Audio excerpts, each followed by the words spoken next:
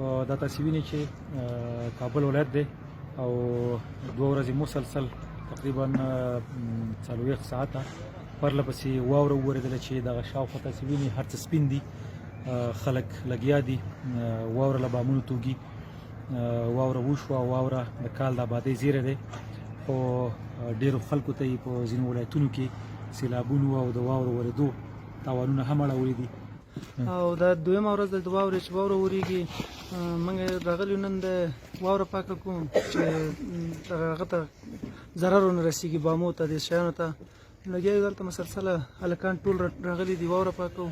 برف زیاد زده، درود است که برف میباره و ما آمدیم برف را پاک کنیم. دلته چې کله واوره وسي په کابل کې، نو دا په کابل کې یو رواج ده، باید بامونه پاک کړي. چېرته بامونه پاک نه کړي نو لاندې پاک هغه ته هم ضرر رسوي، بام ته، او لاندې نورو کوټو ته وبوځي، غونډه کوټې خرابوي. دا راشپیل ته راشپیل ورکېږي. دلته کابل کې تقریبا 2 ورځې زیاته واوره وشوه، نو دلته دود او رواج دی چې په بامونو باندې چې واوره وشي بیا خلک د دې راشپیل په واسطه باندې واوره له بامونو توږي. د ونو توږي نو واوره ډېره شي، د بامونو او د ودانیو د نړېدو لامل کېږي. دا چې سږ کال ډېره واوره وشوه او په کابل کې ډېرې ودانۍ غیر معیاري دي، دا سیستمونه ورته نشته چې واوره خپله توی شي، نو خلک مجبور دي چې د همدې راشپیل په واسطه باندې ټول بامونه وتوږي.